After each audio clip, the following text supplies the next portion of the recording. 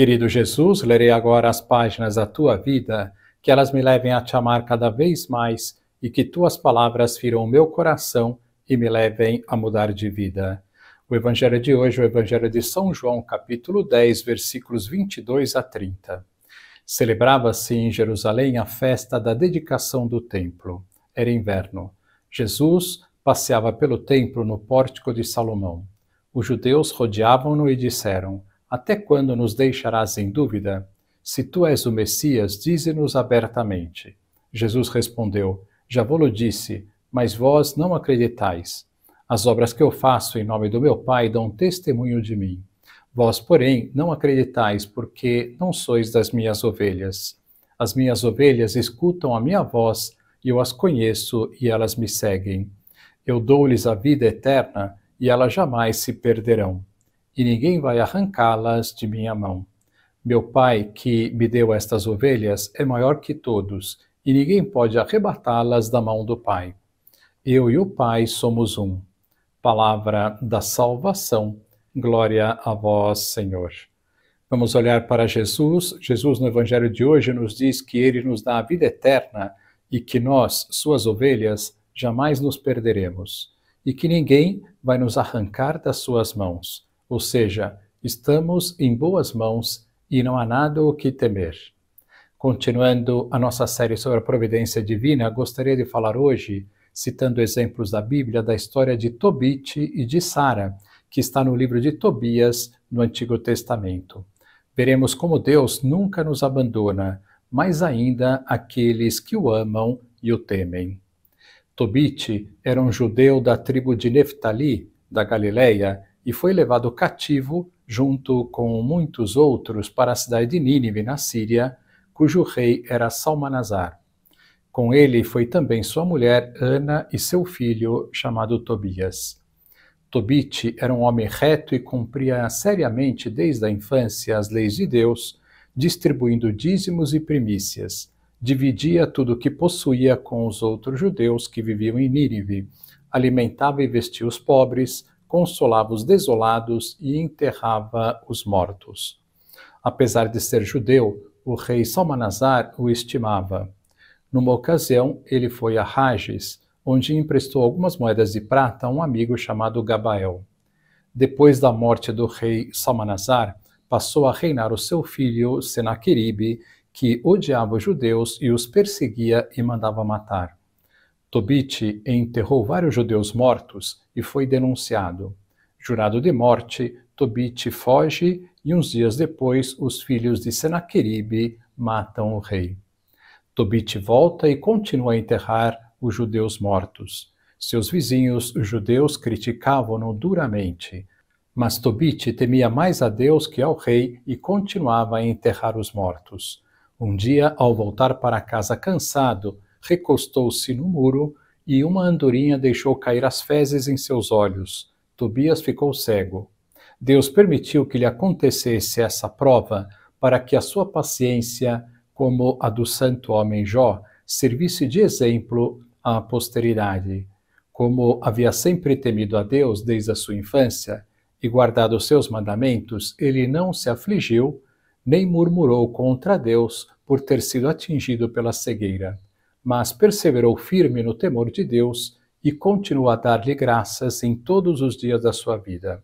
Sua esposa Ana também o censurava, dizendo que a sua esperança era vã e que não valia nada as esmolas que dava.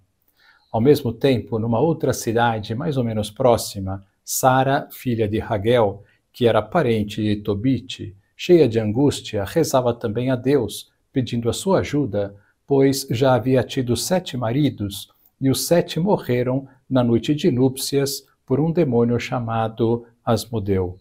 E a sua serva caçoava dela.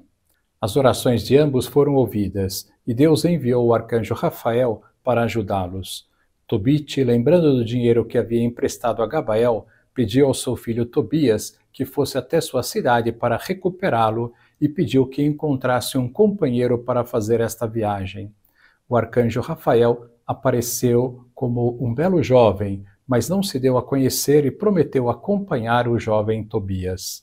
Eles partiram Chegando à beira do rio Tigre, Tobias se assustou com um enorme peixe.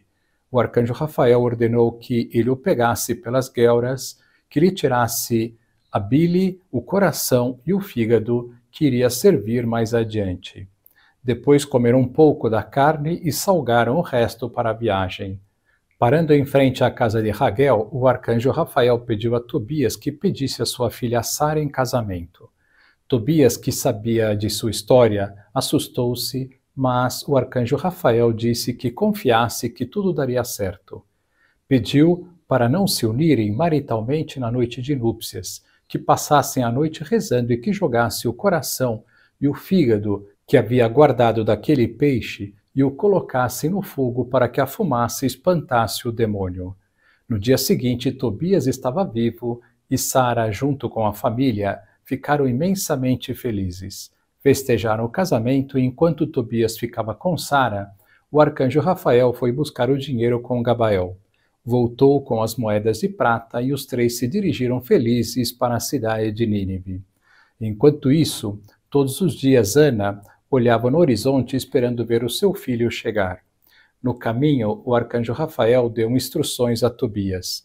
Devia ir na frente e ao chegar em casa devia rezar e untar os olhos do seu pai com a bile do peixe que havia guardado. Assim foi feito e Tobit recuperou a vista. Depois chegou o arcanjo Rafael com Sara. Tobit, ao ver todas aquelas graças dadas por Deus, faz um banquete e no meio dele o arcanjo Rafael se dá a conhecer.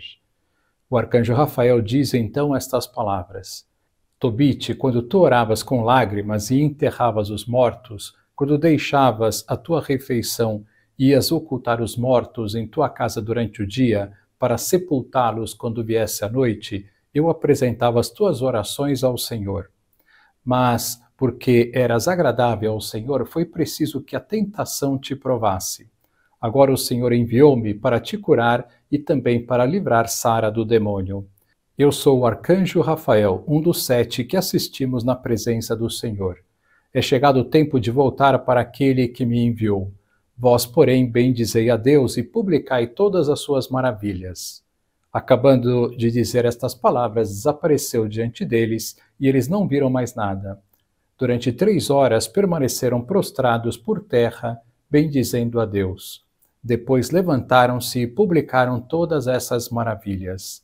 Tobit tomou então a palavra e, num transporte de alegria, escreveu esta prece: Sois grande, Senhor, na eternidade, e vosso reino estende-se a todos os séculos, porque vós provais e em seguida salvais, conduzis a profundos abismos e deles tirais, e não há quem possa escapar à vossa mão. Celebrai o Senhor, filhos de Israel, louvai-o em presença das nações, porque se ele vos dispersou entre povos que não o conhecem, foi para que publiqueis as suas maravilhas e lhe façais reconhecer que não há outro Deus onipotente senão ele. Tal foi o cântico de Tobit, diz o livro de Tobias. Depois que recobrou a vista, viveu ainda 42 anos e viu os filhos de seus netos. Morreu com a idade de 102 anos e foi sepultado com muita honra em Nínive. Aos 56 tornou-se cego e recobrou a vista aos 60. Todo o resto de sua vida se passou na alegria, e a paz de que gozou foi em proporção aos seus progressos no temor de Deus.